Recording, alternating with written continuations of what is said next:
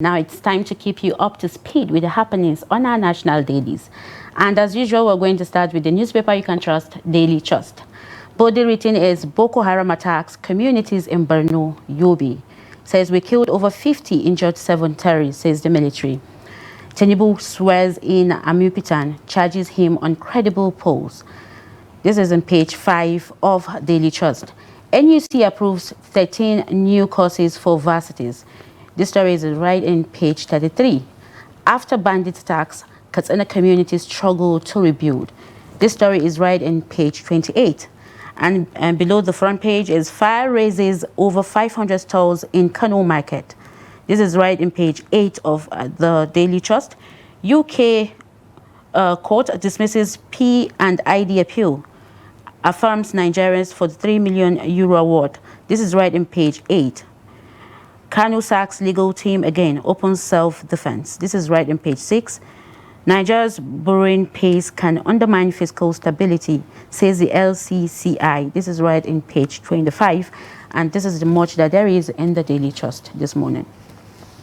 All right, next up, we have the Guardian newspaper right in front. Tinubu demands credible elections as Amupitan faces the Anambra hurdle. That's on page 6 of the Guardian newspaper. At the top left, we have EFCC. We recovered 566 billion naira for $111 million, 1,502 properties in 2 years. That's on page 7 of The Guardian. Challenging elections in court makes mockery of Nigeria. National Assembly laments.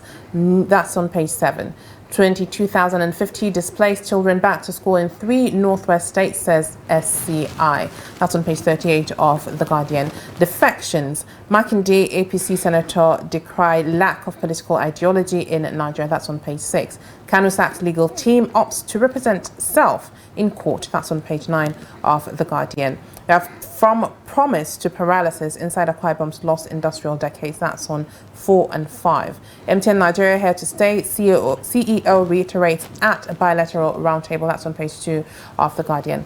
Again, Tinubu appeals for understanding of economic challenges. That's on page 38. We have removed 4% FOB levy or consumers bear burden, manufacturers tell federal government. That's on business page 22 of the Guardian newspaper. Make sure you grab yourself a copy and stay informed. Moving to the Daily Sun, the big headline says Tinubu gives INEC chair marching orders on Anambra Guba election. This is right in page 6 of the Daily Sun. Terrorism charge in Nnamdi Kanu sacks legal team. This is in page 4. NAS moves to repeal Electoral Act as Senate House of Reps joint committees and meet. This is it started right on the story started right on the front page and continued in page 6 of the Daily Sun. Why Africa's development is stunted, says Wiki. This is right in page 25 to 26 of the Daily Sun. Foreign inflows surge 231% to 1.3 trillion naira amid renewed investor confidence. This is right in page 2. Reps move to strip president of powers to sack EFCC chairman. This is right in page 26. Free Nnamdi Kanu now, police arrest Showore at IPOB leaders trial. This is right in page 4 of the Daily Sun, and this is the much we can take. So joining us to review some of the headlines on the pages of today's newspaper is Bitako Abubakar, a public affairs analyst. You're welcome to this. Good morning. Good morning. Good morning. Welcome to Daybreak. Thank you for joining us. So the big story in Daily Trust says Boko Haram attacks communities in Borno, Yobe, and the military says they killed over 50 and injured 70 terrorists. What can you say about this headline? Well, that is the situation we have found ourselves in this country. It's quite very unfortunate. It's disheartening. It saddens the mind of every citizen of this country that day in, day out, you hear the killings, attacks, kidnapping, and so on and so forth. Every day we wake up in this country, we don't hear anything good rather than bad news. It happens, and it has been happening. What do we say? I keep on saying that there should be that strong political will to forestall security in this country. The late president, head of state, late General Sani Abacha of blessed memory, once said, and I quote, that if insecurity or disorderliness persists for over 48 hours, then something is wrong somewhere. One can allude to the fact that if there is that political will, strong patriotic political will, this issue of Boko Haram, this issue of insurgency, kidnapping, banditry wouldn't have been here.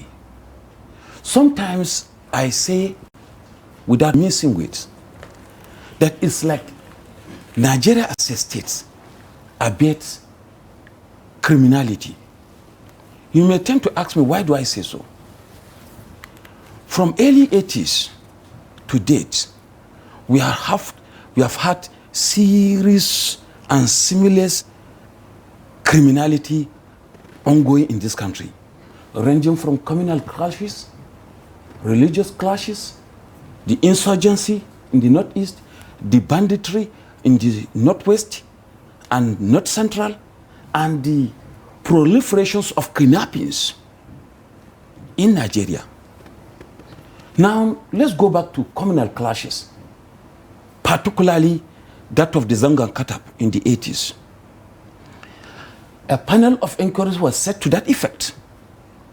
You and I are Nigerians who have been imprisoned, who have been persecuted, who have been hanged to death. Nobody. The Metasine in Kano and Gombe and Yola, panel of inquiries were set up, reports were given. Who was indicted? Who was imprisoned? Who was hanged to death? Nobody. The recent Boko Haram in my zone, the northeast, series of people were killed, wealth destroyed, communities destroyed, livelihood of citizens destroyed, that in turns affect the growth and development of the entire country, Nigeria. Here we are, the government set up machinery, tagged as the radicalization. The same criminals who killed, destroyed lives and properties that affected not only the individual citizens, but the nation. These same people were released in the name of deradicalization, and they were given some certain packages. Those victims are there without adequately taken care of by the instrument of government. Right. Then what do you expect? All right. All right, and let us look at another headline at this point.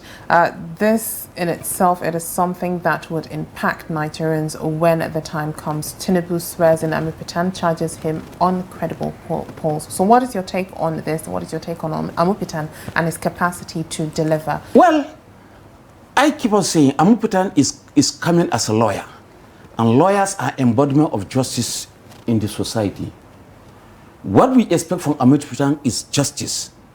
He should be neutral. He should not align himself with any political party whatsoever. Even though the president and commander-in-chief that have the prerogative power to appoint him and to be confirmed by the Senate, the National Assembly, as the case might be, has his own political party, may be doing some underground push for him to come in 2027. But justice, fair electoral process should be the watchdog or watchword of the new INEC chairman. Because citizens, many have not been going out to vote because they have felt that going to vote doesn't add any value. They vote, who they vote, at the end of the day, will not be the person that will be declared. So, technically, citizens are disenfranchised of their right to vote. If their vote can count, that will say well. And that will even promote Nigeria among the Committee of Nations as practicing the best democracy. So we expect that democratical sense to be restored in this country. Let's give our citizens, let's build that democracy that the entire world, not Africa, will emulate from. That is our stake. Right. That is what we should advise the INEC chairman to do. Okay, next headlines here that caught the attention is Kanu sacks legal team again, open self-defense. Do you think the Biafra movement leader can really defend himself? I don't take Kanu like serious. On sincere ground, personally, I don't take Kanu serious. And the reasons? What are your reasons? Yes. If you are agitating for secession, for crying out loud, we are in the civilized world, where there are procedures, protocols, and instruments already laid down constitutionally. In a civilized world, when you feel that, look, your region is being marginalized, and you are championing a kind of secession, you communicate through your constituencies, through your representative. You understand? You communicate. You follow a process where this process will be taken up through the national assemblies and other instruments so laid down by constitution. Now the questions I ask you as journalists, has he done that? The answer is no. The same Kanu that is agitating for the Biafra Republic, the same him killing and under him, killing and maiming his fellow Igbo people, insulting Igbo leaders, making flippant, unguided utterances, insulting any other individual. So the question is now, if today Nigerian as a federation decide to say, okay, let's Biafra go, then what will happen?